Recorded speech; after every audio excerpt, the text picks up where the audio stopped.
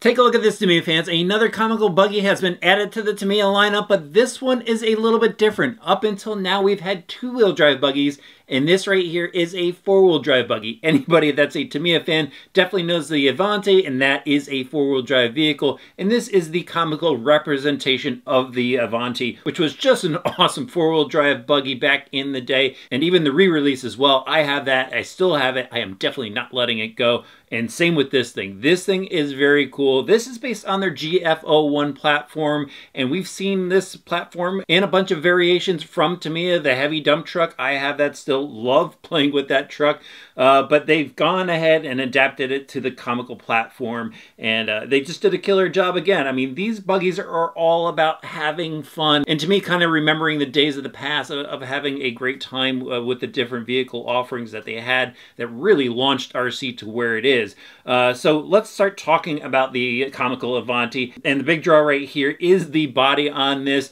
It's got that kind of exaggerated comical look of the Avante, the original Avante, and even down to the graphics and such. But what's really cool about this body is it comes pre-painted in the perfect blue metallic color that Tamiya is known for, which really sets this thing off once you put it down on the ground to drive it. But you know, it's got the Being Nuts is Neat logo on the back, Paranoid Perry. Actually, it's a new Paranoid Perry in there. They have the newer driver figure in here that is in a bunch of their new offerings.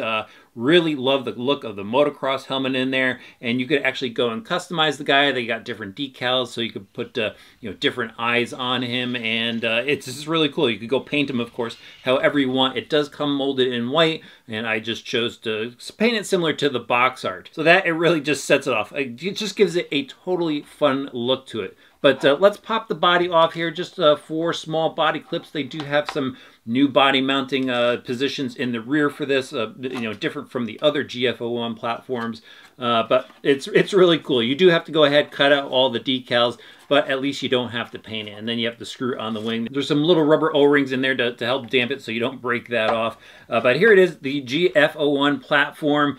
And, you know, the center section looks exactly like what we've seen before. There are a few changes to this particular kit, which we're going to go over. But let's start talking about the chassis first. So here is that monocoque chassis, basically 2 clamshells just filled with gears because it is a 4-wheel drive drivetrain. And they do give you the plastic bushings like they always do. I went ahead and grabbed some fast eddy bearings. They make a kit for the GF-01. Grab one of those and just built this buggy from the start with some ball bearings in there. And you know, you can do whatever you want. If you're going to drive this thing a lot, probably want to go with ball bearings. If you're going to drive it just a little bit, you know, you could probably just leave those plastic bushings in there and just make sure you grease them fine when you go and assemble this. But in the front and rear, there are gear differentials, metal outdrives. The internals of the differentials are metal gears as well, kind of that compressed metal, and then metal axle shafts out to the wheels, 12mm hexes on the end of the axle shafts.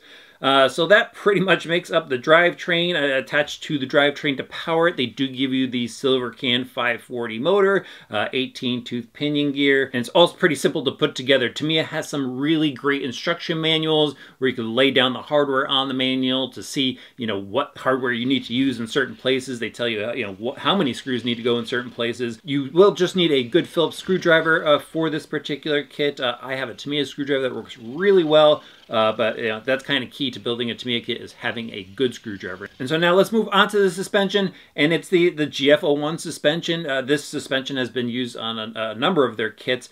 Basically, plastic suspension arms that get screwed together, just a solid upper link on here. And then on the outside of the front, we've got some simple steering knuckles in caster blocks, simple screw pins for the hinge pins. Same in the rear, except instead of a steering knuckle in the rear, we just have an upright hub. But what I really like about this kit, which is different from some of the other kits, is they do have the oil-filled CVA shocks on here. It's got the rubber bladder on the inside, so it's not an emulsion shock, it's a bladder shock, and you know, it's got a nice smooth feel to it for this little buggy, and I think that's going to work well. I like that they included those versus their friction dampers that they have on some other kits. But the suspension, again, just feels good. They give you the oil for that. They give you the grease for the drivetrain. I forgot to mention that before. All right, now that we talked about the suspension, since it's so simple, cool. Let's move on to the parts that really make this buggy unique. So it does have a Avante style front bumper to it. It is the spring-loaded front bumper on the GF-01, so if you go and bash into something, that bumper will compress a little bit. But what's pretty neat is they went and gave you 2 full parts trees of fog lights for it. So there's you could put 4 round lights on there or 4 rectangle lights on there. I thought that was pretty cool that they did that. They have a new mounting plate out back here for the body mount that adapts to the GF-01 chassis, and it also kind of integrates into the exhaust pipe mount as well. But as you can see, for the body mounts, they mount back here now, and just use simple rubber spacers to space how far the body needs to go up. They do that on a number of kits. Then let me move this around out back. Here are those exhaust tips that look really cool. They give it that comical look, but they just bolt right onto this new mount in the rear. And then if you look at these little pods right here, you could go and put LED lights if you want to. And actually the front pod lights as well. I wish they gave you LED lights with the kit. They don't. But you can go and install them, 2 in the rear, and then if you choose to install the fog lights in the front, you could put 4 in the front. I definitely like that. Now on the top of the chassis here, they do give you a new little like T-plate that basically allows you to mount the speed controller and the receiver back behind the driver. And with this kit, they do give you the TBLE02E speed controller. I think I got that right, which is a brushed or brushless motor speed controller. Of course, it's set up in brush mode right now because we have the stock can motor in there, but you can go and put a brushless in there if you want to, a censored brushless. I think it's down to a 21.5 turn to give this thing a little bit more speed once you get used to how it drives. And then finally, there is our little driver figure. The battery gets slipped in right from the top. You will need to provide the battery. You do need to provide the steering servo and the radio system. And I did forget to mention the steering assembly here. Really simple. The servo is mounted to the side behind the little Nerf guards that they give you with a simple link down to a center bell crank that goes out to the steering tie rods to the steering knuckles. And those are adjustable, but you set them basically to what they show you in the manual and you're good to go with that. All right, now on all 4 corners, we've got some new tires on here. They are a step block tread, bubble style tire, and they're a little bit wider in the rear than they are in the front. This is a more rounded, narrow front tire. The rears are a bit wider, but really neat looking tire. And it looks like it's going to give this thing some good traction. Since we've got 4-wheel drive now, the front tires, they've got some grip to them. And I think this thing is going to be a lot of fun. So let's head outside and drive it and see how much dirt the Comical Avante could kick up.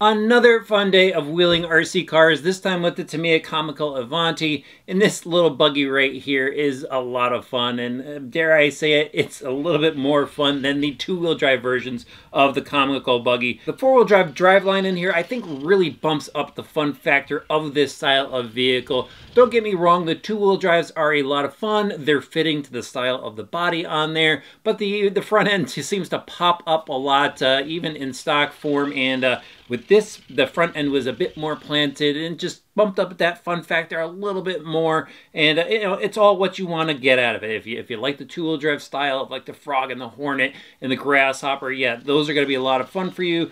But I think a lot of people are really going to enjoy the Avante and the GF-01 platform underneath it, because it's just a bit more drivable in my opinion. It was, again, the fun factor was just boosted a bit more. So out there at the BMX track, it was just kind of blasting around over jumps and dirt and stuff like that. And this thing, it doesn't really get a lot of air off the jumps, just barely at all. You know, if you could find something with a really steep lip to the ramp, it will pop up and over that, but you're not going to get a ton of air out of this thing stock out of the box. And that's the way I review this stuff for you guys, so you can see exactly how it goes stock out of the box. The only part of the power system I put in that you wouldn't get in the kit is the battery, and I did use a 2S LiPo battery just for a little bit more bump in speed.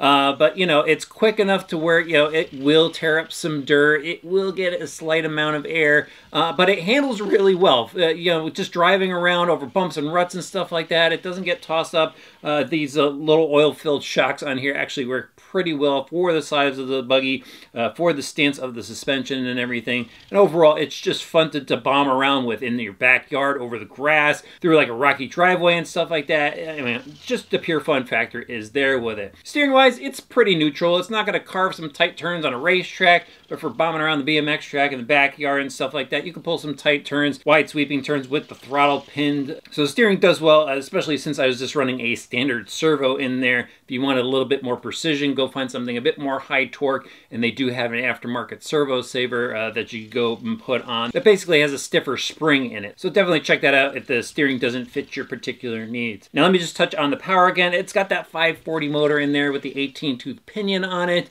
You do have a 20-tooth option. You can go and purchase an optional pinion gear. That will bump up the speed a little bit, but I was able to almost run as fast as this thing, and I got my workout for the day chasing it around with the camera. But, you know, for out of the box, it's a decent speed to get used to, but what's really nice is the speed controller can go and handle a brushless motor down to a 21.5, and I think I would definitely, you know, recommend that when you're ready for a bump in speed. So it's cool that you don't have to go and buy a speed controller. You can get a bit of a quicker motor just, you know, on its own aftermarket-wise. But once you do that, I think it's just a lot of fun as is. They definitely have a number of option parts for it if you want to go and customize a little bit, bump up the durability. I don't really think you need to get aftermarket parts to improve the durability. It seems to be fine as is. I was able to tumble it. I was able to flip it over, and it did hit a few rocks and stuff with it. It kind of just bounces off. It's got these big bubble tires on the front. It's got the spring-loaded front bumper. So, you know, it takes a lot of abuse. But they do have those option parts out there if you want it. And again, you know, I just recommend go ahead and get the ball bearing set for it when you go and build it, and you'll just be set up to go and have fun with this machine. And you could go and add LED lights. I think that's what I'm going to do next. Going to go customize a little bit and have a bit more fun with it, because it was that much fun to drive. I really did like it. I really do recommend it. And, you know, I'm looking forward to see if they're going to come out with some more. Maybe they'll come out with the hot shot. That would be pretty cool, you know, and you get a bunch of people out, you know, maybe your buddies go out and race these things. It would just be a blast. So looking for something fun to build and blast around with, the Tamiya Comical Avante is a really great choice.